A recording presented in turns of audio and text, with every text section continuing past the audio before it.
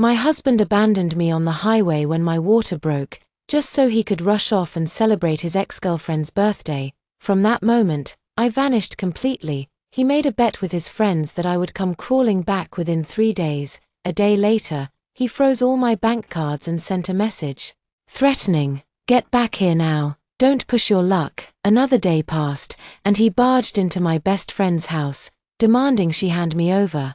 My friend shoved photos of the crash scene in his face. "Wake up, your wife's been dead for days. You were the one who identified her body. Did you forget?" 8 months and 9 days into my pregnancy, Daniel drove me to a prenatal checkup, but halfway down the highway, he answered a call. "Daniel, I'm back in the country." The phone was on speaker, and the moment I heard the voice, I recognized it. Vanessa. I looked nervously at Daniel, and as I expected, his face changed instantly, tense, excited. Anticipating. "It's my birthday today. Will you come keep me company? I'll wait for you at our usual place." "All right, I'll be there." The call ended, and my heart plummeted into a bottomless pit. "Don't go." Sitting in the passenger seat, I cried and begged, "Daniel, you promised me. You said you'd forget her." His face twisted with irritation. "It's just her birthday. Why are you crying over this?" Perhaps sensing my turmoil, the baby in my belly kicked hard, and a sharp pain seized me.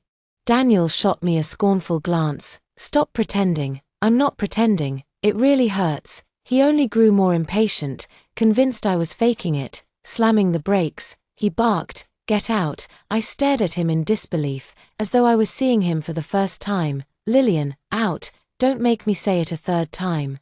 His voice was cold, commanding. All my life, whenever he spoke to me like that, I knew I had no choice but to obey, otherwise, the consequences would be unbearable. So I got out of the car, warm fluid soaked through my pants. My water had broken. He hit the accelerator and sped off, rushing to his ex-girlfriend's birthday party. Never once did he look back at me, stranded and helpless, heavily pregnant on the side of a roaring highway. It was in that moment I finally gave up all hope. Daniel never loved me. I was a fool, blind and pathetic, for only realizing it now. When I was a child, Daniel had once given me a piece of candy. It was the best I'd ever tasted. Looking back, it was nothing more than a whim, a careless act of charity. In his eyes, I was no different from a stray dog on the street. I was an illegitimate child. My father didn't care, my mother abandoned me, and even my grandparents who raised me treated me with disdain. They gave me food, but never forgot to call me a bastard and blame me for ruining my mother's life. No one loved me. It was Daniel who gave me the illusion of love. He had pulled me out of the mud. Refusing to let the other kids bully me, he spent his allowance buying me little dresses, taking me out for fried chicken and burgers. Even the first spicy snack I ever tasted came from him. That was why I followed him so willingly, trailing behind like a little shadow, a loyal tag-along. In those years, he treated me decently enough, just as he did with the brothers who ran with him. He never shortchanged anyone.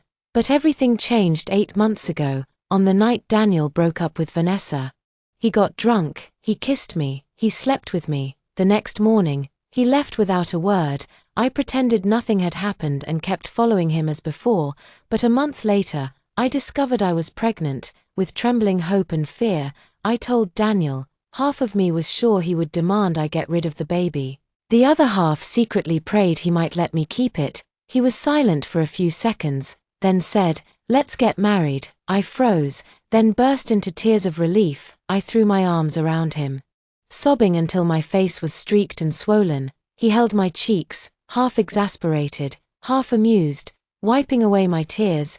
"You look so ugly when you cry." Like a stray mutt on the street, I buried my face against his chest, clutching him tightly. He laughed, his chest trembling under me. "Marrying me makes you this happy?" "Yes, so happy, happier than I've ever been in my life." I rose on tiptoe to kiss him. He didn't pull away, only gazed down at me with an indulgent smile. In that moment, I let myself believe he loved me too. But life isn't a drama, and reality slapped me back far too quickly. There was no wedding, no honeymoon, not even blessings from either of our families. We simply collected our marriage certificate, and that was that. Afterward, I learned marriage wasn't as sweet as I had imagined. Daniel had never let go of Vanessa. He would stare at her photos and videos on his phone for hours. If she posted something online, he would revisit it for days. I saw it all. And he didn't even bother to hide it. Arguments erupted between us, again and again. Daniel, always spoiled and coddled, never once tried to give ground. The last time, he finally tore off all pretense, sneering, "Enough already, do you think marrying me means you can control me? You've trailed after me all these years. You know better than anyone what I had with Vanessa. Yes, I love her. Yes, I can't forget her. So what?" The words stabbed clean through me, leaving me breathless. Yes. No one knew better than I how much Daniel loved Vanessa. Daniel was the golden heir of the GU family, a boy who ruled both the classroom and the schoolyard, and later, a man who wielded influence wherever he went. He was proud, dazzling, never bowing his head to anyone. And yet, in his freshman year, Daniel fell in love with Vanessa at first sight, willing to cross every line for her. Once, one of Daniel's sworn enemies kidnapped Vanessa and forced him to kneel. Daniel did not hesitate for a second. He dropped to his knees at once. I was there that day too, hiding in the corner while I secretly dialed the police.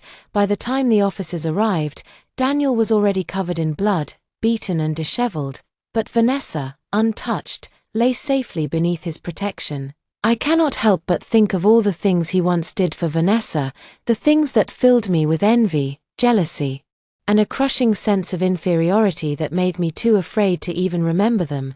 My sobs trembled at the thought. If you loved her that much, why did you marry me? If you had not gotten pregnant on your own, do you think I would have married you? His cold laugh shattered what remained of my dignity.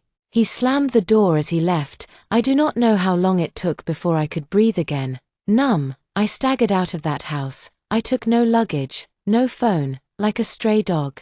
I wandered the unfamiliar streets. Rain began to fall, but I did not seek shelter. What was the point? I no longer knew what meaning life could possibly hold. Without realizing it, I reached the river bridge, and then I fell. The icy water surged into my lungs, cutting like knives. I struggled at first, but soon let go.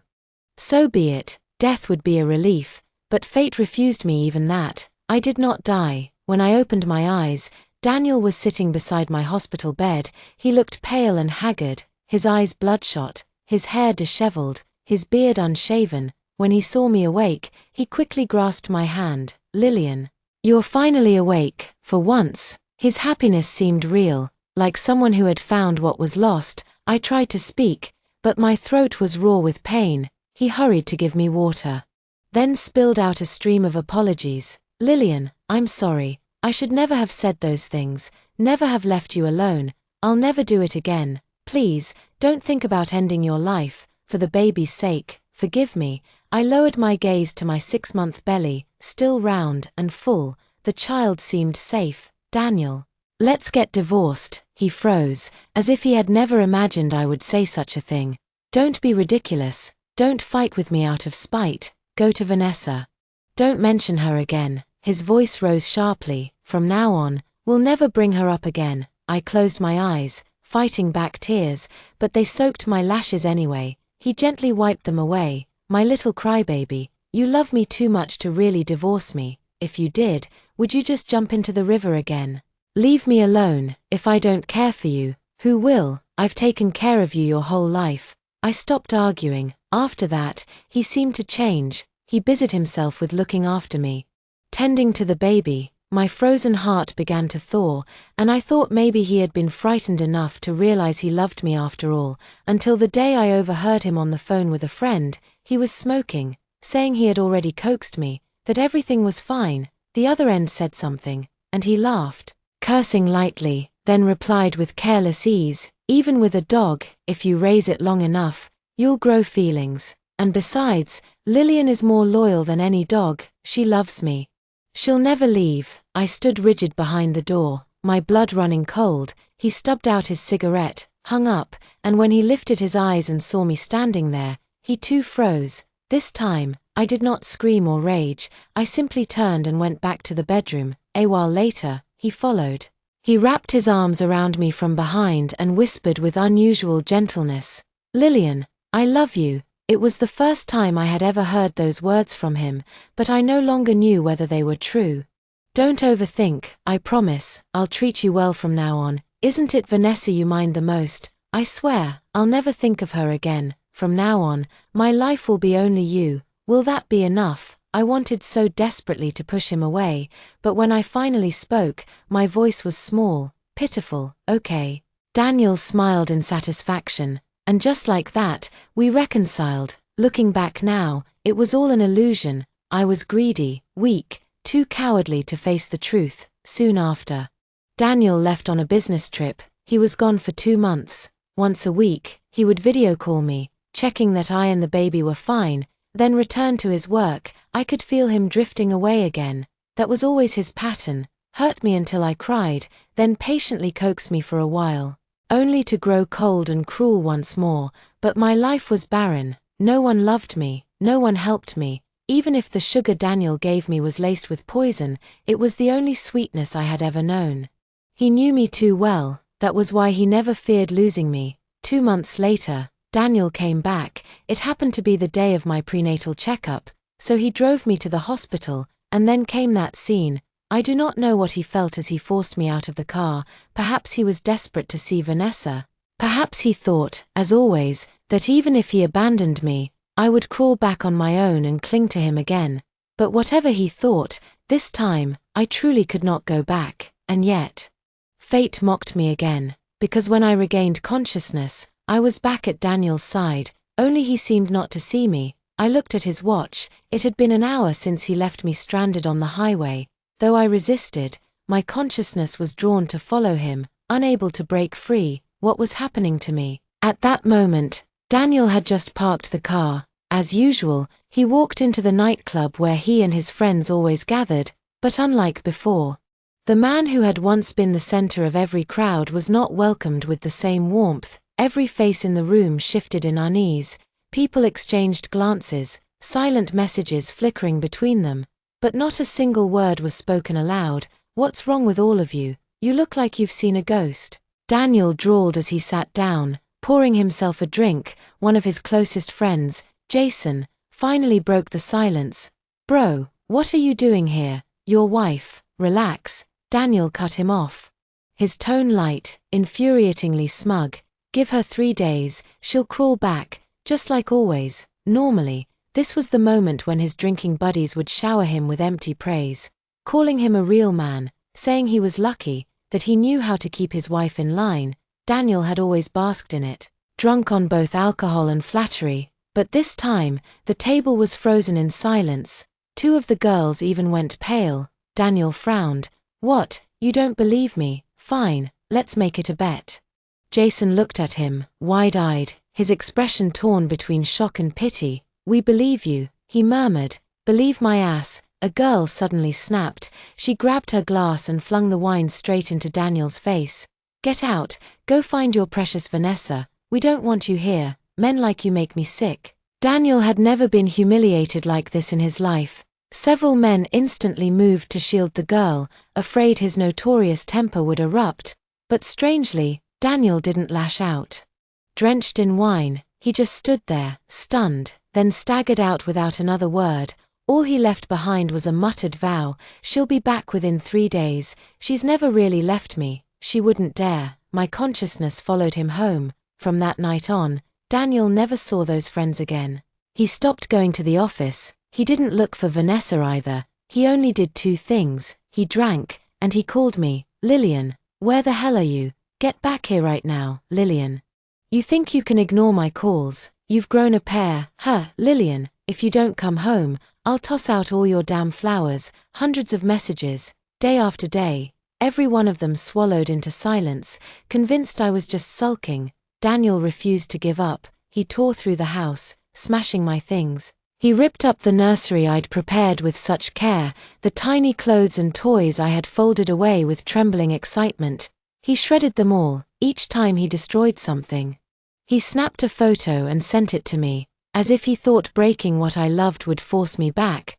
But nothing worked. Even if he reduced the house to rubble, he got no reply from me. On the 10th day of my disappearance, drunk out of his mind, Daniel came up with a new idea. He froze all my bank accounts. Lillian, if you want money, you'll crawl back to me, living it up out there on my dime. What kind of wife does that? Still, silence, until the 13th day, when he suddenly went quiet. He grew calm.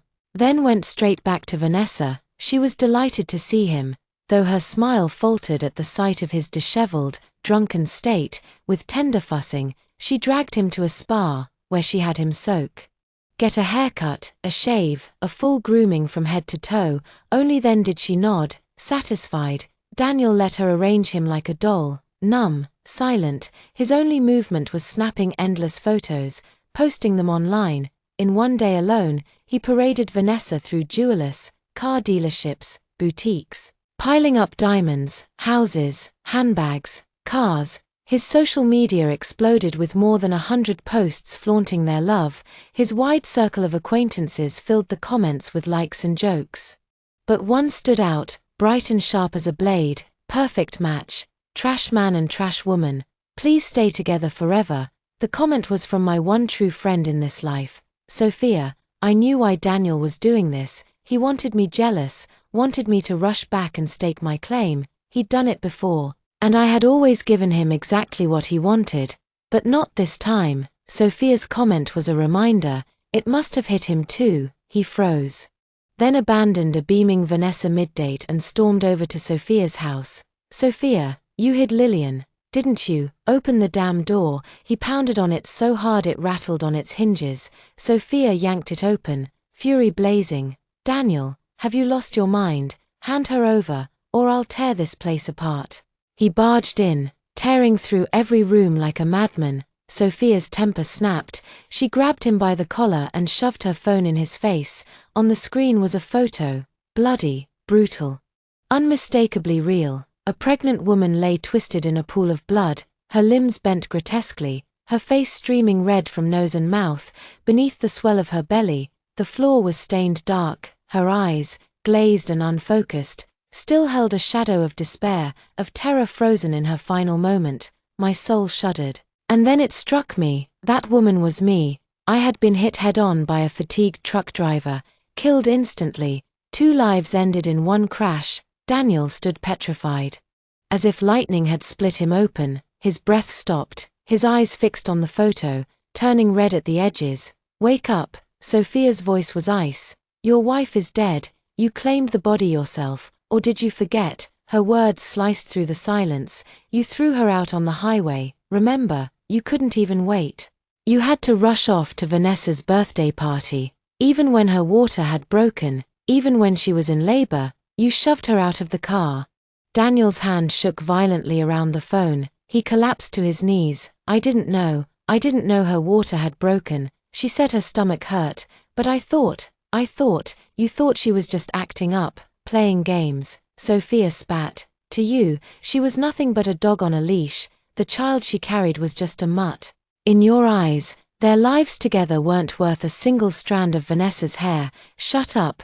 That's not true. That's not. Daniel roared, slamming his fists against the floor until he broke down, sobbing like a child. I had never seen him cry, not once. Now he crumbled, stripped bare, wailing like a boy abandoned in the dark. Sophia looked down at him coldly. Mr. Gu, did you come here to put on a show of grief? Sorry. I'm not interested in being your audience. But Daniel was lost to his grief, deaf to her scorn. With a smirk, Sophia lifted her phone and filmed him on his knees, screaming, broken. She uploaded it online with a single caption, Clown of the Year.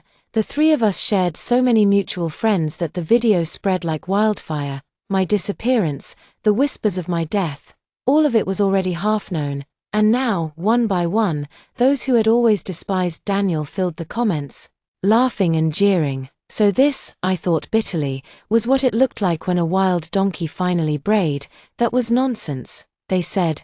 The truth was that Gu's child had died. And only then did he realize what he had lost. Yes, his child had died, just days away from being born. Yet the father had personally sent him and his mother to their deaths. A man like that should be dissected and studied for some genetic mutation. What else could explain such monstrous cruelty? But of course, It was all because of Vanessa. The dazzling beauty of the campus had bewitched him so completely that he abandoned his pregnant wife on the highway just to celebrate her birthday. Perhaps Gu thought the highway belonged to his family, that no car would dare hit her there. Was this not murder? The police should be holding that scumbag and his mistress accountable. Who knew if Daniel and Vanessa had conspired from the start, plotting to kill me with a car accident? Surely there should be an investigation. Did Daniel take out some massive insurance policy on me before my death? People love a scandal. On social media, many tagged Vanessa directly, demanding she come forward and explain herself. Vanessa, born to a comfortable middle-class family, had always been admired for both her beauty and intelligence. From childhood, she had been placed on a pedestal, never once humiliated publicly. She could not accept this kind of mockery. But she was clever enough not to fall into the trap of defending herself. In her eyes, she was Daniel's one true love, while I was nothing more than a toy he used to kill his boredom. She believed the public insults were the result of misunderstanding, and so, she made a decision she would regret for the rest of her life. She carefully edited a video, compiling photos and recordings of her and Daniel together, expensive gifts he had given her, luxurious trips they had shared, moments when she was ill, and Daniel stayed by her side, under a shower of fireworks. Daniel's vow to love her for 10,000 years. She released the video across major platforms, paying for traffic and bots. Overnight, it rocketed onto the trending charts. Her following surged by 800,000 in a single day, all fans enthralled by the image of her and Daniel as a picture-perfect couple, handsome heir and beautiful goddess, the ultimate romance. Every trending tag was theirs. Seeing the wave of attention, Vanessa then published an 8,000-word essay. In it, she described in detail how she and Daniel met, fell in love, misunderstood each other, and eventually parted. But her focus was me. In her version, I became a shameless interloper, a pathetic leech, an opportunist trying to claw my way into Daniel's life for money. She exposed my background, a mother who was herself a mistress, making me the illegitimate child of a scandal. She painted me as sly and manipulative since childhood, a master of cheap tricks. Though not clever enough to hide them. She wrote that I was unlovable because I never deserved love. She claimed Daniel broke up with her because of me, because I clung to him shamelessly, using every trick I knew to keep him from cutting ties. She insisted I had seduced him when he was drunk, then used my pregnancy to trap him into marriage. Afterward, I was constantly unreasonable, exhausting him with endless drama until he could no longer stand me. Finally, she said, it was during a quarrel on the highway that I threw myself out of the car in a fit of hysteria. My death, and the death of my child, were nothing but consequences I had brought upon myself. Daniel, she added, was left heartbroken, nearly destroyed by grief. But my friends were not silent. They turned the fury of the internet against her and Daniel. Vanessa's essay was masterfully written, full of rhetorical flourishes, selective truths, and convenient lies. She twisted everything into a narrative where I was the villain, destroying myself and harming others, while she and Daniel were tragic lovers reunited after hardship. She painted herself as a victim of online abuse, claiming she was now suffering from severe depression. Countless naive fans fell for her act. They defended her, sympathized with her, praised her beauty and purity. As she read those comments, pity, admiration, envy, Vanessa floated in ecstasy. And as she read the insults hurled at me, mocking, cursing, degrading, her heart swelled with triumph. The scandal burned hotter and hotter, dominating the trending lists for 3 days straight. But then her nightmare truly began. She never realized she had angered the wrong people. Those attacking Daniel and her online fell into 2 groups. The first group were Daniel's rivals, men he had crushed in business over the years. They had always been his equals in wealth and power. Though Daniel's family background and ruthless ambition often gave him the upper hand, these were not men to be trifled with. Vanessa, by lashing out, had provoked them too. The second group were Daniel's friends. Until my death, outraged by what he had done, they turned their backs on him completely. Like the rivals, they were wealthy, influential men, The kind no one dared to offend lightly. For them to publicly denounce Daniel was a declaration of severed ties. Both groups had one thing in common: money and power. They were not to be underestimated. Vanessa's fans, however, were not content with tearing me apart. They began targeting everyone who had ever criticized Vanessa online. They doxed them, hurled abuse at their families and ancestors, sent funeral wreaths to their homes, vandalized their doors with paint and filth. The madness of the internet spilled into real life, and it was more than anyone could bear. Those powerful men were enraged. Pooling their resources, they dug up every detail of my history with Daniel, and of Daniel's romance with Vanessa. They compiled documents, evidence, testimonies, and unleashed it all online. In a single night, Daniel's image as a devoted lover collapsed, Vanessa's halo as the radiant goddess shattered. The truth was laid bare. Daniel and I had known each other since childhood. Every story confirmed what I had lived. Outwardly, it looked like I had clung to him my whole life. In reality, Daniel had never allowed anyone else near me. The only exception was Sophia. For reasons unknown, she was beyond his control. Otherwise, from school desks to mealtimes to playtime, Daniel claimed me as his own. Any child, boy or girl, who tried to befriend me was driven away by his violence. He never stopped drilling into me the same belief: only he would ever treat me well. No one else loved me. No one else ever would. My only choice was to stay by his side. In high school, I excelled academically. Daniel, less so. To ensure we would attend the same university, he secretly drugged me, leaving me sick on the day of the entrance exam. I underperformed, and lost my chance at a better future. Of course, Daniel gave up studying abroad as well, staying behind so we could attend the same university. With his family wealth, education never really mattered. He was destined to inherit the family empire. But he broke my wings to keep me grounded, then told me it was all for my sake. Because he could not leave me behind. Back then, I was touched beyond words. I truly believed he must have feelings for me. Why else would he sacrifice his future abroad just to stay by my side? Only in death did I learn the truth. What a pitiful, laughable fool I was. At university, Daniel dangled me on one hand, basking in my dependence and devotion, while openly dating Vanessa on the other. He thought I would never escape his grasp. Their breakup had nothing to do with me. It happened because Vanessa demanded marriage, and Daniel hesitated. At that time, a richer and more powerful heir pursued Vanessa. He invited her to go abroad with him, and she gladly agreed, leaving Daniel behind. Afterward, Daniel drowned his sorrows in alcohol and, in that haze, ended up with me. My greatest mistake was not pushing him away. When I found myself pregnant, it was Daniel who proposed marriage. Yet once we married, he never fulfilled a husband's duties. He continued his entanglement with Vanessa. When she was abandoned abroad, she returned to him. To celebrate her birthday, Daniel left his wife, whose water had just broken, stranded on the highway. While he and Vanessa reveled in each other's company, I was struck by a truck and torn apart. The articles about the crash even included gruesome photographs from the scene. The images were so horrifying that many who saw them could not sleep. Those reports spread like wildfire.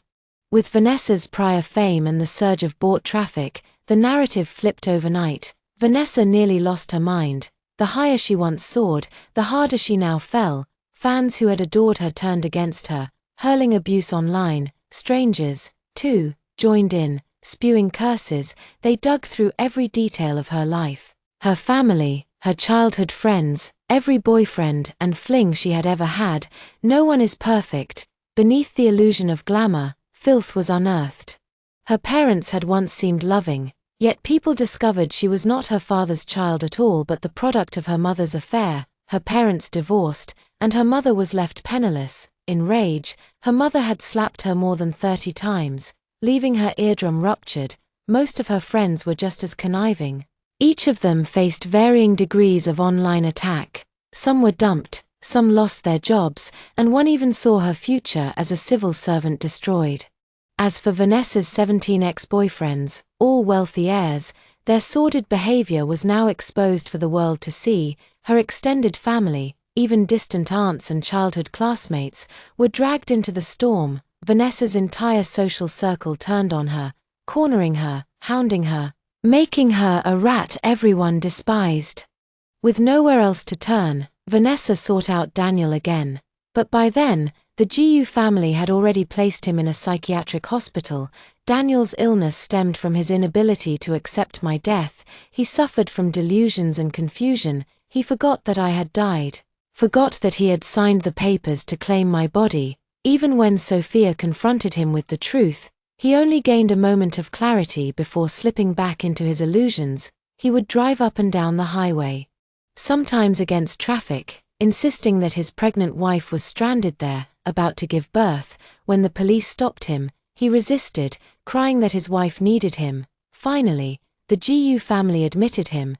Doctors diagnosed him with severe bipolar disorder, mild disorientation, and strong tendencies toward violence and self-harm. He required mandatory treatment. Yet apart from Sophia, who visited occasionally, no one else from his family came. Daniel's background was similar to mine. His parents' marriage had been purely for business. After his birth, they divorced, leaving him to be raised by his grandparents. Still, both families agreed, no matter how many children his father later had, Daniel would remain the heir of the GU family. That was the source of his arrogance. But once madness consumed him, everything changed. The GU family could never entrust their empire to a lunatic. His father, though unmarried, had 3 acknowledged illegitimate sons. Each bright and capable. With Daniel fallen, they rose quickly. His father felt no true bond to him. For the GU family, everything was about interest. On his mother's side, things had once been different. His grandmother loved him dearly, and his uncles had supported him, keeping the GU family cautious. But after my death, his grandmother gave up on him. She had liked me, and I had loved her too. Without her support, my marriage to Daniel would not have happened. But Daniel resented my closeness with her. At the time, I never understood why. Now I do. He was insecure, domineering, selfish. He wanted me to belong to him alone, just as he believed his world revolved only around me. Every time Sophia visited him, she showed him the photographs of the crash. Again and again, she told him, "Your wife is dead. You abandoned her on the highway. She was struck and killed. She bled so much. Don't you think she suffered? Don't you think your baby suffered?" Each time, his illusions shattered, forcing him into raw guilt and pain. He screamed, cried, hurt himself, until the sedative subdued him, and when he woke, he slipped back into his delusion, insisting his wife was still alive, about to give birth. When Vanessa came to the hospital, she found only a hollow shell of the man she once knew. "Daniel, how could you become like this? Do you still recognize me?" Daniel had just taken his medication. He was weak and listless, but he knew her, Vanessa. She nodded furiously, tears spilling as she threw herself into his arms. "Daniel, please get better. Without you, they all bully me." His eyes were empty, as if he heard without truly listening, lost in his own world. Maybe it was fear and anger bottled up too long, but Vanessa snapped, forgetting he was sick. She shouted, "How long will you keep lying to yourself? Lillian is dead. She's dead. Wake up. She deserved it. She was the one who ruined our love. The one who schemed to get pregnant with your child. She brought death upon herself. You're not wrong. I'm not wrong. The one who's wrong is Lillian. She deserved to die. She should have died long ago." Perhaps it was the string of my deaths that finally snapped something inside Daniel. His once vacant eyes suddenly blazed with a twisted fury, filled with madness and hate. He lunged forward and wrapped his hands around Vanessa's throat. His grip was terrifyingly strong, as if he truly meant to strangle the life out of her. "It's you. You killed her. If you hadn't called me that night, I wouldn't have thrown her out. She wouldn't have been hit by that car. The baby wouldn't have died. It should have been you. You're the one who should die, you filthy whore." For the first time, Vanessa was truly terrified. Daniel was a lunatic now. If he killed her, the courts would likely deem him insane. He wouldn't even have to bear the legal consequences. If not for the nurse who rushed in at the last moment to inject him with a sedative, Vanessa might have died that day beneath his hands. Staggering out of the hospital, shaken to her core, Vanessa fled in a blind panic. She didn't even see the red light at the intersection before a truck slammed into her. By some stroke of luck, she survived, though her injuries were grave. By misfortune, her face was shattered in multiple places. Even after surgeries, the scars would never fade. Her greatest pride, her beauty, was gone forever. After Vanessa's accident, the storm seemed to settle. Sophia never visited Daniel again. The three of our names slowly disappeared from public view, and my soul was fading too. I knew my final departure from this world was drawing near. A year later, Daniel's condition stabilized. He seemed, at last, to accept the fact that he had been the one to kill me. The doctors agreed. He was recovering well. In 2 more years, they said. He might even be discharged. Eventually, he was, but neither the Gu family nor the Chen family would take him in. On his first night wandering the streets, Daniel took a knife and cut out his own tongue. Then he gouged out his own eyes. That night was also my last night lingering in this world. I slipped into his dream. In the dream, I asked him, "Why did you do that to yourself?" He answered, "Without a tongue, I can never again speak words that hurt you. Without eyes, I can never again be blinded by appearances and fail to see my true heart." I asked, "Then why not just die?" He said, "Because you wouldn't want to see me again. I can't die yet. I have to carry this mountain of sins, live in agony until my life ends, and then fall into hell where I belong." Finally, I asked him, "Back then, why did you do it? Why did you push me out of the car?" He said, "That's the question I've asked myself 1,000 times. It drove me mad because I couldn't understand it. Couldn't accept it. But then one day, I realized the truth. Maybe it was because of the darkness in my heart. That darkness held my selfishness, my inferiority. I trampled on you, hurt you, just to test your love for me. I thought you would endure me forever. I thought you would never leave, but I was terribly, terribly wrong." As the dream dissolved into nothingness, he whispered, "Lillian, go, never forgive me, never meet me again, but if there is another life, promise me this. Love yourself well." The dream shattered, and with it, my soul finally scattered into the void. Next, I will tell you the second story. Friends who have heard this, please remember to subscribe. We will update more exciting content every day. We look forward to your coming. For 7 years of dating, Adrian never once proposed to me. Today, I finally received a call from a wedding company. They said Adrian had reserved a wedding gown. I thought it was a surprise he had prepared for me, but moments later, I saw that gown on another woman. She was the new intern at Adrian's company. On her social media, she had written, "Before I met you, I never thought about marriage." In the photo, only half the man's body was visible. But on his left ring finger gleamed a band strikingly similar to a wedding ring. It was the matching pair to mine. In that instant, I understood. It wasn't that Adrian didn't want to marry, he just didn't want to marry me. When Adrian returned home, I was feeding a stray kitten some sausages I had just brought back. He frowned. "Why is there a cat?" Adrian was allergic to fur. For his sake, I had never taken in a cat or dog, not even fed the strays in our neighborhood. I lifted my eyes to him. It was late. He had just returned from the pet hospital with Chloe, his suit marked by stark streaks of white dog hair. Adrian placed a takeout container on the table. "Your favorite seafood kanji from that Hong Kong cafe." I lowered my head, focused on feeding the kitten, and ignored him, seeing my silence. Adrian's frown deepened. "What is it this time? Are you upset I went with Chloe to the hospital? I told you, her dog was seriously ill. Don't you love animals too? Why be so heartless about this?" Once, I would have argued with him, but now, I was simply too tired. I wiped the kitten dry and prepared to let it stay in my room for the night. Winter rain seeped through the air, cold and heavy. When I had found the drenched little creature on the road, the wedding company had called. "Hello. Is this Emily? Adrian reserved a wedding outfit with us. When might you come in for a fitting?" I froze mid-step. My heart skipped 2 beats. 7 years together. And Adrian had never proposed. His childhood, I knew, was marred by tragedy. His mother, unable to endure his father's affairs, had worn her wedding gown on their 10th anniversary, killed her husband, then herself. Their home was burned to ashes, along with Adrian's faith in marriage. So I thought the gown was meant for me. a sign he was finally ready to let go of the past.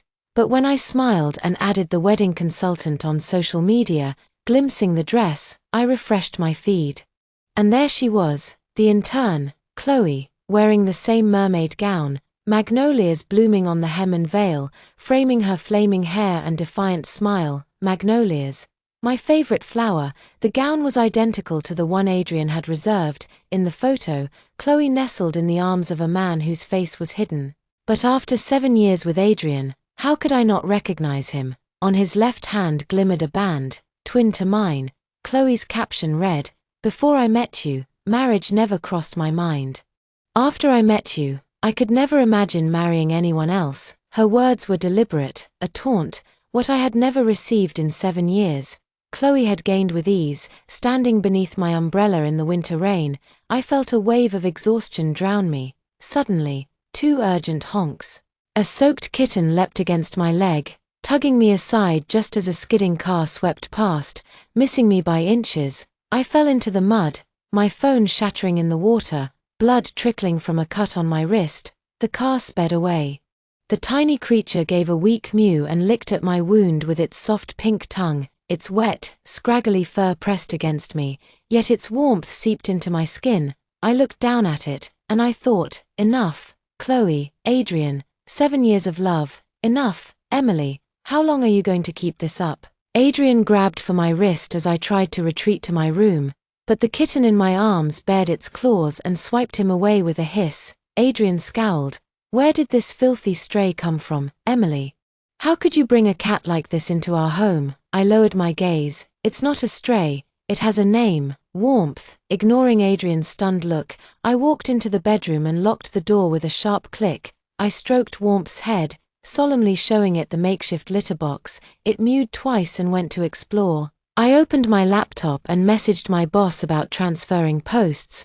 I worked for a multinational auto company, and my superior had once wanted to send me to Fiat's headquarters in Turin, Italy, an incredible opportunity in the heart of the industry. But for Adrian, I had refused again and again. Scarred by his childhood, Adrian was riddled with insecurity. He couldn't bear for me to be far away. In our early days, if I so much as left for the bathroom at night, he would cling to me, trembling, his hoarse whisper, "AW, don't leave me." My colleagues couldn't believe it. "You gave that up, that's the chance of a lifetime." When they later learned Adrian's family history, they were even more baffled. "What do you even see in him? Your kids will never be able to enter public service." I would sigh, insisting Adrian was also a victim. Then I would laugh and tell them our story. We met in high school. He was brilliant, aloof, the boy everyone admired from afar. He defended me when a teacher treated me unfairly. He brewed ginger tea when I wasn't well. But what sealed it was after college, when I was diagnosed with cancer. I thought my world had ended. At the time, Adrian's startup was just taking off. His future was bright. Yet when he learned of my illness, he liquidated everything, gambling it all on my treatment. My parents protested. "We can afford this. You're not even married. How can we let you sacrifice so much?" But Adrian lowered his head and muttered, "To me, AW is more important than family. If I could, I'd take the sickness myself. She suffers because of me. Please, heaven, punish me instead.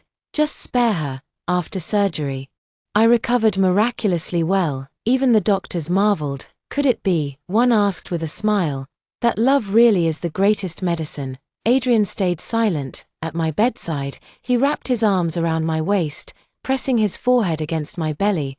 Tears slid down his face, soaking through my clothes. "I'm so scared that heaven will punish me by taking you away. Woo, I've never been a lucky man. Meeting you was the greatest fortune of my life." The sunlight spilled over us, warm and gentle. For a moment, I thought that was the ending, that the prince and princess would live happily ever after. I tugged at his cheek, gazing down at the crown of his head. Fool, back then, how could I have imagined today? Adrian once told me how much he hated his father, how his father's affair had destroyed his mother and their family. He said my presence had saved him. I too once imagined myself as the heroine of a story of redemption. But life is never as romantic as novels. Children raised in households of violence so often grow into abusers themselves. That old saying, "The pitiful often have something hateful about them," clung to him like a curse. In the end, Adrian became the very man he had despised in his youth. My supervisor, a British woman, explained to me what to do about the transfer, when to depart. In the end, she sighed, "Best of luck, woo." The next morning, I hurried to the office to finish the paperwork, but there was Adrian, sitting in the living room in yesterday's black suit, his eyes rimmed red, his throat slightly swollen, as though from an allergy. On the table, the seafood porridge he had bought was still sitting there, stone cold. I filled Nuan's bowl with water and kibble. Patting the cat's head in satisfaction. "Be good, wait for me, woo." Adrian walked over and caught my wrist. "Can we talk?" I shook him off, refusing to stop. I could not understand why our relationship had come to this. But I knew one thing, it was not my fault. I almost never regret my choices. My creed in life is simple. Once the piece is placed on the board, there is no taking it back. If you want to hold on, be brave. If you need to let go, do it cleanly. But Adrian blocked my path. Brow furrowed, eyes bloodshot. "You saw Chloe's post, didn't you?" "You've misunderstood. It was a company event. She wanted to try on a wedding dress and take some photos, so I let her. The phone call, the post, it was all just for fun. She's young, she doesn't understand. Are you really going to make a fuss too?" He sounded exhausted. "Woo, I'm really tired. Please, don't treat me like this. I told you before, I don't like cats, I don't want children or pets, I don't want to get married. Let alone take wedding photos with someone. Can't you just understand me? Stop making a scene." Adrian feared marriage, feared children, feared even pets. He worried he would never be a good husband or father. Out of love, I had always tolerated, always encouraged him, but now, he could not even be a decent boyfriend. Did he truly not understand the meaning of wedding photos, or was he only pretending, savoring a fleeting thrill with Chloe? "Adrian, don't I have colleagues too? Don't I have subordinates? Would I ever go out late at night with one of them? Would I ever take wedding photos with a colleague?" I thought I would feel nothing, but the words spilled out tinged with grievance. "Adrian, only you know whether you're truly innocent or hiding something in your heart." He opened his mouth to explain, but his phone rang. "Chloe." His eyes flickered, evasive, but he answered anyway. "Adrian, I miss your big meeting. Why aren't you here yet? Didn't you promise to play the new game character release with me tonight? I'm mad at you. Remember, a new lipstick always fixes everything." His expression softened unconsciously, his voice tender. "Lipstick? Ha, dream on. Fine, fine. If you beat me 3 times tonight, I'll buy it for you." Chloe giggled on the other end. "Oh, I get it. Did Woo argue with you again? She's too much. If it were me, I'd love you so much. I'd never fight with you." Adrian's brows knit. "Don't say things like that." I laughed bitterly, sidestepping him to leave. He clutched my wrist tightly, refusing to let go. "Woo, she didn't mean it. She's too young. She doesn't know any better." The same excuse. Again, from the first time I met Chloe, I sensed something wrong. Her red hair, her bold, reckless energy. It was everything Adrian lacked. Heat, courage. Perhaps even he had not realized it. The way he looked at her, the light in his eyes. We had met at Adrian's company retreat. Everyone called me sister-in-law. Only she called me Sister Woo. At the banquet, Adrian peeled a shrimp for me. She instantly clung to him. "I want one too." "Adrian, you're playing favorites." I thought he would refuse. I was already preparing to smooth things over. But Adrian sighed softly, helpless, and peeled one for her too, dropping it into her bowl. All right, just one." I froze. Chloe smiled. "Adrian, aren't you afraid we will get jealous?" Adrian tapped her nose, laughing. "Woo's temper is nothing like yours. She'd never get jealous over something so small." When I got home, I confronted Adrian. All I got in return was the same line. "She's just a kid, she doesn't know any better." I had already begun to doubt this relationship, but when the wedding planner called, I still, against my better judgment, chose to believe. To believe in Adrian, and in us. The gown was exactly my taste, elegant and beautiful, with magnolias blooming like they were still on the branch. I pictured myself in it, marrying Adrian. I pictured the life we were supposed to have. Reality slapped me hard. I knew Xu Huaiguang was provoking me, but she only dared because Adrian let her. I yanked my hand out of his. Yes, she's young, I'm supposed to give in to her. Fine then, I'll give her my boyfriend too. Woo, don't say things you don't mean. Even Nuan, my cat, darted over, clawing at his trouser leg and letting out a sharp, angry meow. Adrian, if you too want to wallow in filth, go ahead.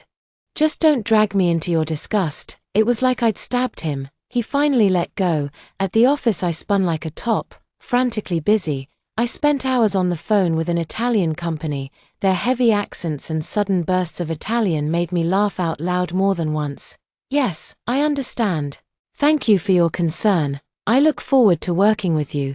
By the time the handover was finished, it was midnight. Outside the window, snow was falling thick and heavy, blanketing the city in white. The taxi I hailed barely crawled along the slick roads before breaking down. I sighed, stepped out into the storm, and checked my phone. Dozens of messages from Adrian glowed on the cold screen, but each green bubble only froze me further. Woo, maybe I was wrong, but you have to believe me.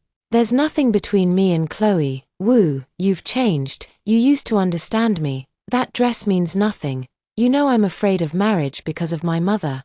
I'll never marry anyone. I'm busy tonight. Can't pick you up.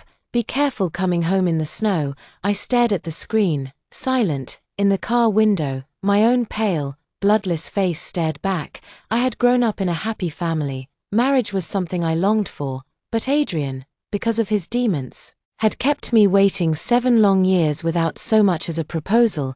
I used to love him enough to wait 7 years, and this was what I got in return, as if fate wanted to mock me. The driver told me the taxi was finished. I trudged off into the storm, only to collide with a familiar face, sharp as if carved from stone, lashes dark as raven's wings, eyes deep and unreadable, and in those eyes now, the reflection of a red-haired girl leaning closer, closer. Inside the car, the orange glow was warm. Tears rolled down her cheeks. She tilted forward, desperate, and pressed a kiss to his cheek. The man's throat bobbed. He finally gave in, pulling her across the seat and kissing her hard. Behind them, the city lights glittered. Snow fell thick as petals. Romance itself seemed to bless their love. The horns blared. Traffic moved again. The man released her, lips curved faintly upward, and then he turned the key, only to freeze. I was standing right there. Adrian and I locked eyes. Beep, beep. I spun away. Adrian stumbled out of the car in a panic, chasing me. He caught my wrist, hard. The half-healed cut there tore open again. Blood seeped, staining my coat. Woo, listen, it's not what you think. I let out a laugh. So this is the business. You couldn't escape.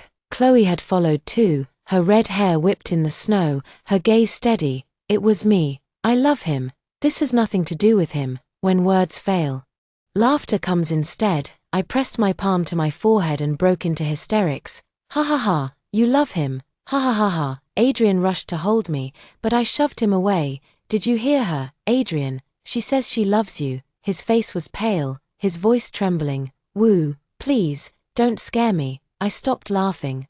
I slid the ring from my finger. That ring. He had placed it on me before my cancer surgery, his eyes burning strangely as he showed me the matching band on his hand. Together in life, together in death. Woo, if anything happens to you, I won't live alone. I flung the ring at his face, my voice flat, void of all emotion. Adrian, we're done. He clung to me, refusing to let go. His voice cracked. Woo, you know I love you, only you, always you. After all these years, don't you know my heart? Chloe's just a kid, she doesn't understand. She was just playing. I don't like her. Chloe's eyes filled with tears. She shot me a venomous glare, then spun and ran straight into the road. Adrian's pupils dilated in horror. Chloe, a car hurtled toward her. In that split second, he finally released me, bolting after her without hesitation. I gave a low, bitter laugh. I turned away and stepped into the swirling snow. Winter had frozen the sky and the human heart alike. But the kitten in my arms was warm. It was the only warmth I had left. With a soft mule, warmth stretched lazily and rubbed against me as I packed my suitcase, as if reminding me I was not alone. When everything was ready and I opened the door, I walked straight into Adrian. Snow clung to his hair and coat, melting into rivulets across his weary face. The fatigue in his eyes was obvious, but when he saw my suitcase, his steps faltered and then broke into a desperate rush. He snatched the handle from my hand. Please, don't leave me. You know I can't live without you. He wrapped his arms around my waist, pressing his forehead against my stomach. His tears soaking through my clothes. Please, I said nothing. I was exhausted. All I wanted was distance. From him, from her, from the mess they had made of my life. Adrian, I whispered at last, do you know what meeting you meant for me? It was the worst luck of 8 lifetimes. His body went rigid. His arms only tightened, crushing me against him as though he could fuse me into his bones. I sighed, Adrian, let's stop this. Let me go, won't you? No, I won't. His voice shook. Warm droplets falling onto my neck. Marry me, he choked out, as if marching toward his own execution. I fell silent. When we were happiest, he had never proposed. When I was dying, he had only slipped a ring on my finger without a word.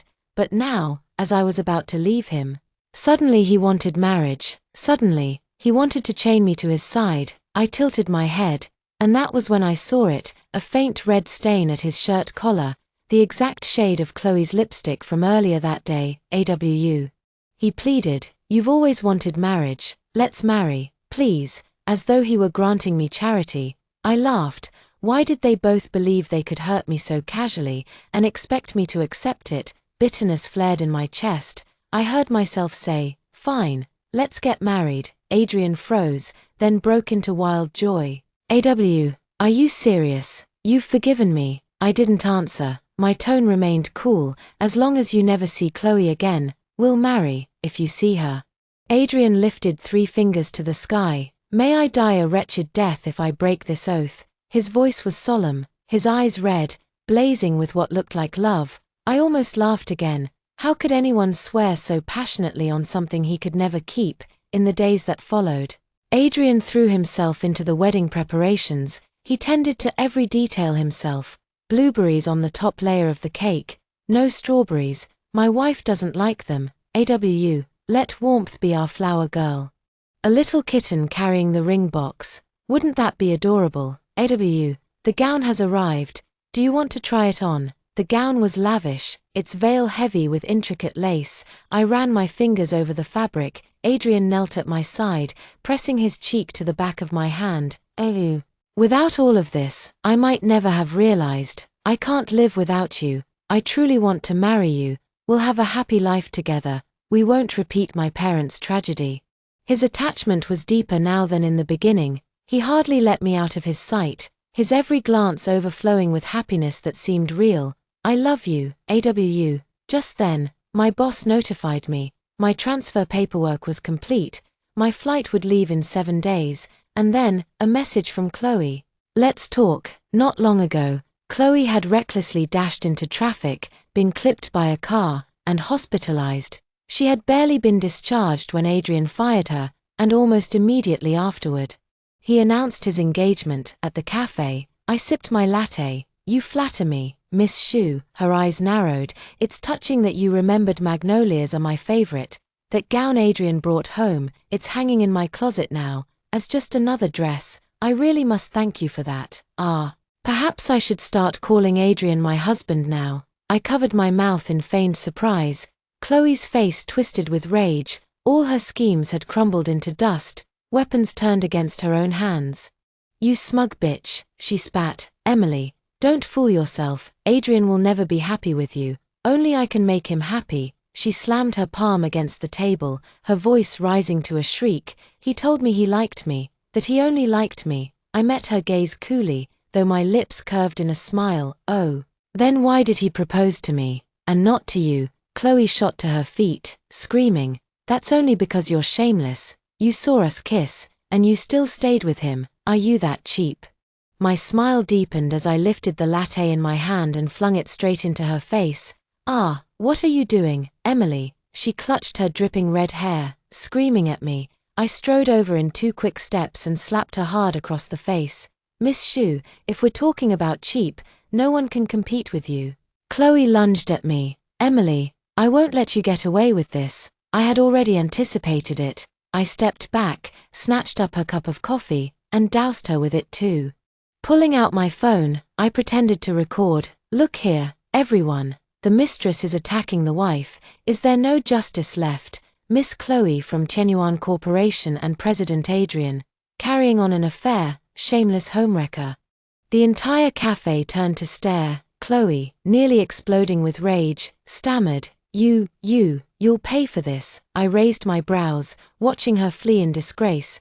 Then I switched off the recorder hidden in my sleeve. The wedding day drew near, and Adrian seemed more eager by the day. Woo, we're finally getting married, he said.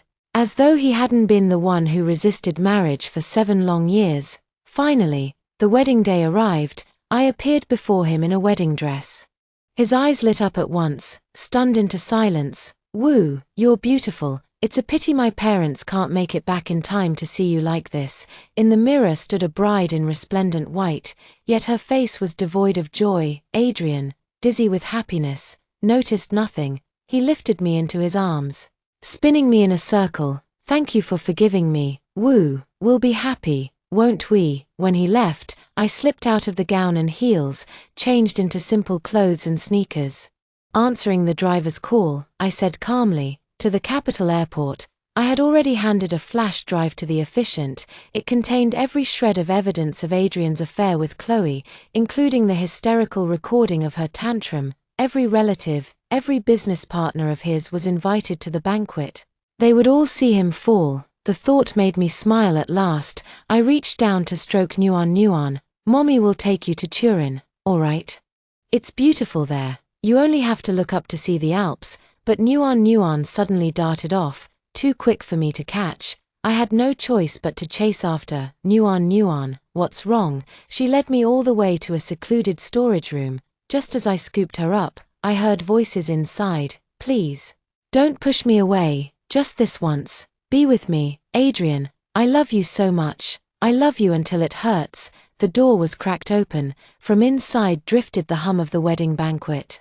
And the groom's hoarse voice. Gleam, don't do this. Chloe, somehow, was back in the magnolia-embroidered gown. Of course, Adrian had never once kept his vows. He made no real effort to push her off. She clung to him, her forehead pressed to his throat, red hair brushing against his black suit. His hand rose, cupping her cheek. And then their lips met, too practiced to be their first kiss.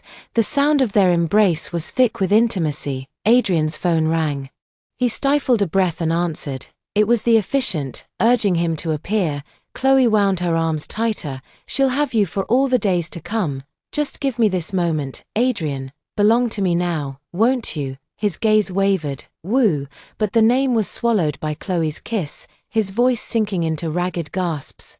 I clutched Nuan tighter, the warmth of the hotel pressing down on me like an ice cellar. How disgusting. Nuan poured at me in protest. I stifled the urge to vomit. Set my phone against the corner wall, switched on a live stream. The darkness spared the broadcast from being cut off, but every intimate sound was captured. When the door finally opened and light poured in, that would be the moment they plunged into hell. I left with Nuan in my arms, walked quickly to the hotel entrance, and climbed into the car waiting to take me to the airport. Behind me, a voice rang out, raw and desperate. Emily.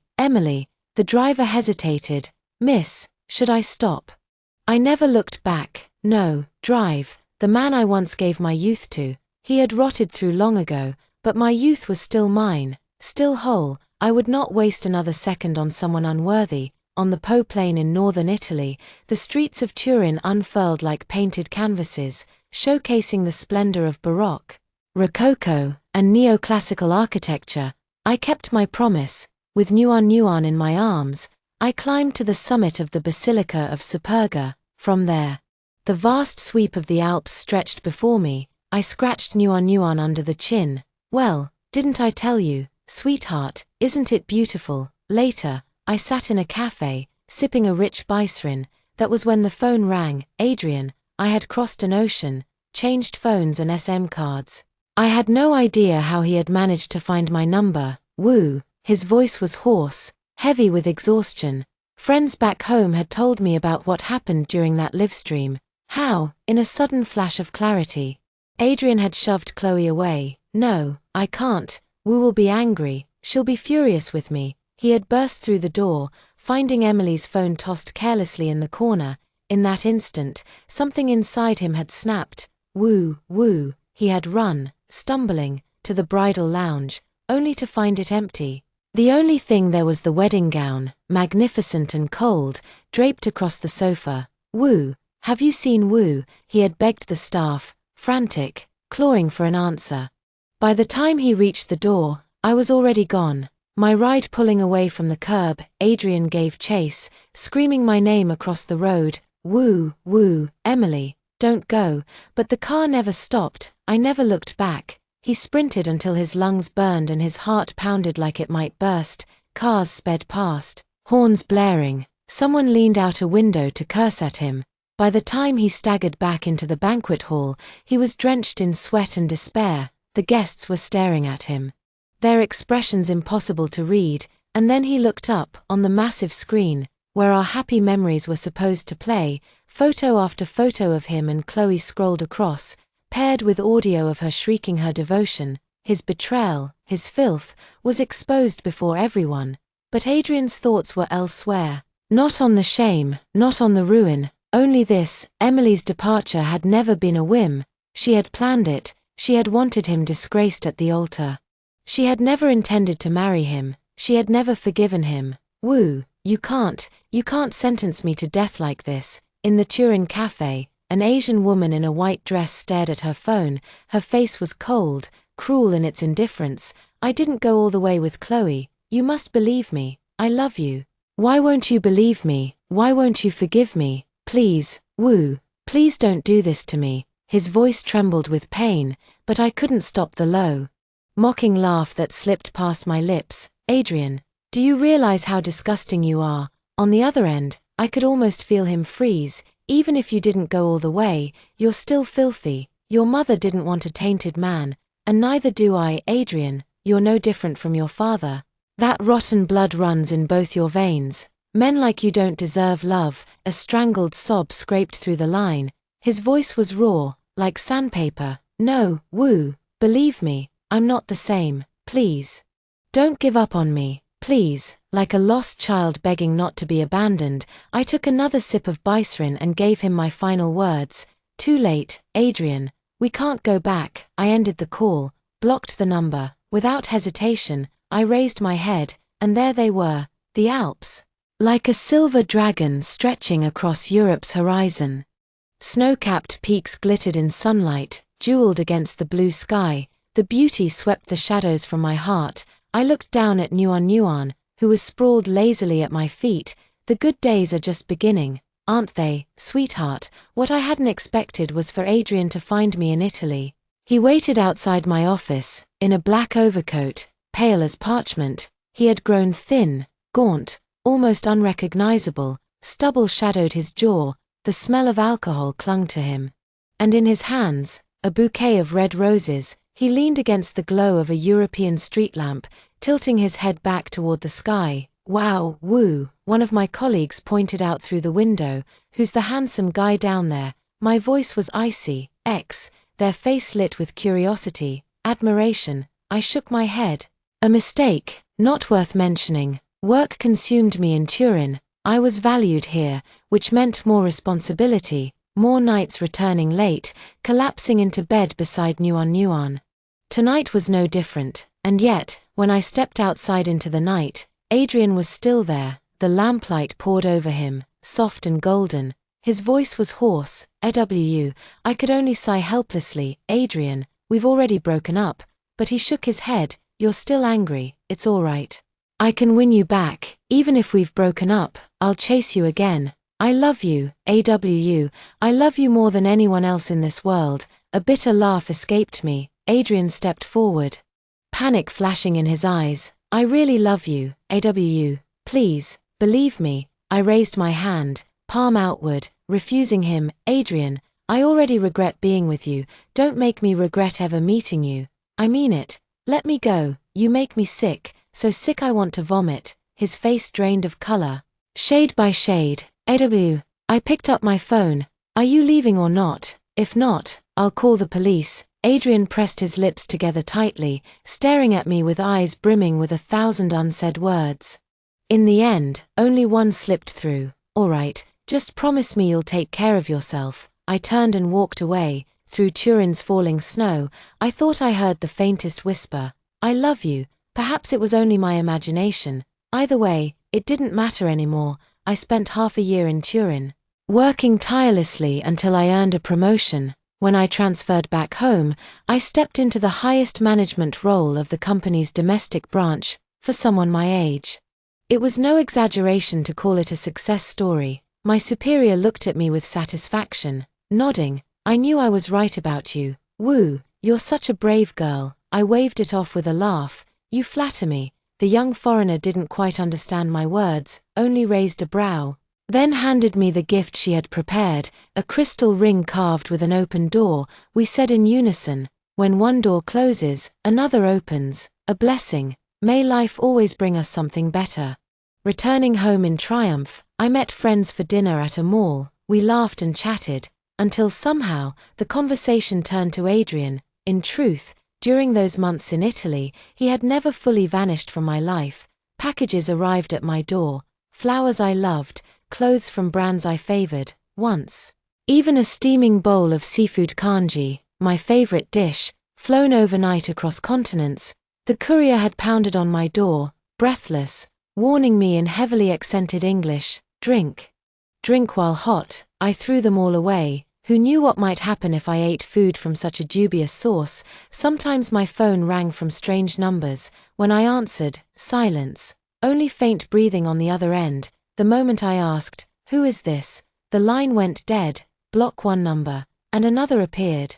Adrian and that new girlfriend of his broke up, one friend mentioned casually. I ladled soup into my bowl. Oh, did he cheat again? She chuckled. No, well, at least, that's not what I heard. I heard, Adrian has cancer. The porcelain spoon slipped from my fingers, striking the bowl with a sharp clink. AW, they say it's exactly the same type you had. Ah, fate, how strange and twisted it could be.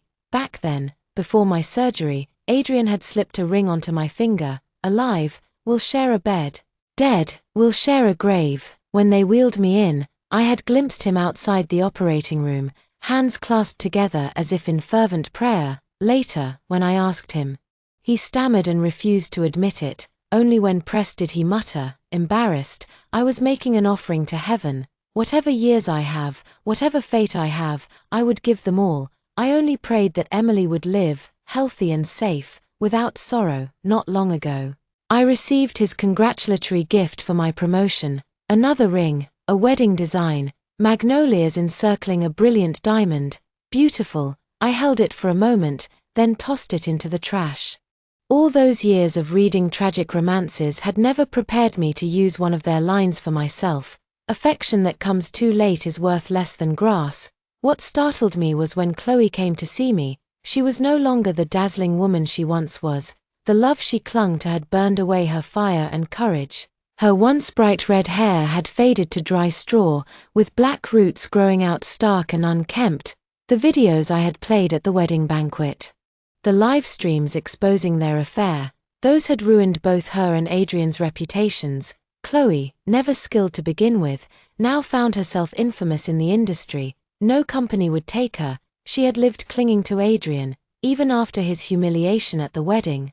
His wealth was enough to sustain him, but when his illness struck, the company finally collapsed. The doctors said his condition was likely the result of stress, of torment eating him alive.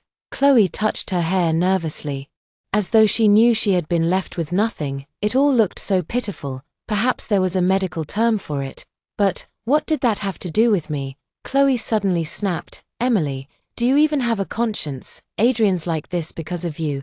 I gave a short laugh. If anyone hurt Adrian, it wasn't me. It was you. The color drained from her face. I added carelessly, of course, mostly he brought it on himself. She hurried away, but before leaving, shoved a slip of paper into my hand. Go see him, I'm begging you. I crumpled the note and tossed it into the trash.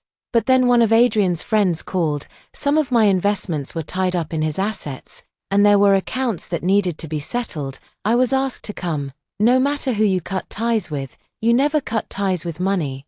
What I hadn't expected was to see Adrian, not the Adrian I thought I knew, or maybe, more accurately, he was the Adrian I had known best. His friend handed me the contracts to sign. While Adrian lay on the hospital bed, eyes burning bright as they fixed on me. "Are you Wu's sister?" I froze. The Adrian I saw was thin, almost skeletal. I turned sharply to his friend. The man sighed. "The doctors say it's complications. His memory is fractured. Sometimes he's 17. Sometimes 20. Adrian and I had been together from 17 to 24, 7 years. Now, he wandered endlessly inside those years, back and forth, trapped in his own torment. One moment he was in class, the next he was in a hospital bed, the stench of disinfectant choking his lungs. And Emily was gone. Without Emily, he couldn't sleep at night. People told him, "You and Emily broke up long ago." He didn't believe them. It had to be a lie. He loved Emily more than anything. And she loved him the same. Even if it killed him, he would never believe they had parted. But then another voice insisted, "Look at my red hair. You always said you loved my fire. You said Emily was like a mist, hazy, distant, like the spring fog on faraway mountains. But me, I'm the spring fire blazing down from those peaks, burning everything in my path." Adrian stared at that vivid red hair, and suddenly snapped, throwing her out. Her wailing only grated on him more. How could he and Emily be apart? He didn't believe it. But no matter how he searched, he couldn't find her. He begged his older, weary friends to help him find Emily. They looked troubled. "You and her ended badly. She won't see you again." Adrian nearly fell to his knees. "I only want Emily, nothing else." So his friend bit down and used the guise of settling assets to lure me there. I stood in silence. Adrian struggled upright, his lips twisting into a smile. "Haha, I was teasing you, Wu. How could I not recognize you? Wu, listen. Lately everyone's been telling me lies. They say I don't love you anymore, that we broke up, but that's impossible, right? You know that." He was so frail he looked like he'd shatter into shards of glass with a touch. This wasn't the 24-year-old Adrian who betrayed me. It was the boy who once staked everything to hold on to me. I had never doubted that his love back then was real. But love changes. In an instant, it can vanish. I watched him quietly. Light glimmered in his eyes, and he forced a smile. But I knew him too well. All I saw was the desolation of despair. Adrian was too clever. Even with his memory fractured, he knew the truth. He was only lying to himself. I finally found my voice. "Adrian, we ended long ago." But he broke down before I could finish. Tears streamed down his face. He wiped them away clumsily with trembling hands. On his left ring finger still hung our old matching band. He had grown so thin the ring no longer fit, slipping loose with every movement. "Wu, did we get married?" I saw a wedding dress in my room. "Tell me we got married, didn't we?" His eyes shone with desperate hope. I shook my head. "Adrian, we never married. On the day of the wedding, you betrayed me. You were with another woman." I gathered my composure and turned for the door. "Adrian, you destroyed everything." Behind me came a great crash. I didn't turn back, not once. Perhaps it wasn't fair to the Adrian of the past. But had he ever been fair to me? I resolved to hear no more of him. My friends tried to introduce me to new people. I wasn't uninterested because 7 years of ruin had killed my faith in love. It was just that, for now, I truly found more joy in work. During another date arranged by friends, my phone rang with a work call. Half an hour later, I knew the evening was spoiled. Yet the man across from me only smiled gently. He slid a fresh bowl of pumpkin soup toward me. "The last one went cold. So I ordered you another. By the way, I love Turin too. The way the Alps rise above you when you look up, it's mesmerizing. Oh, one more thing.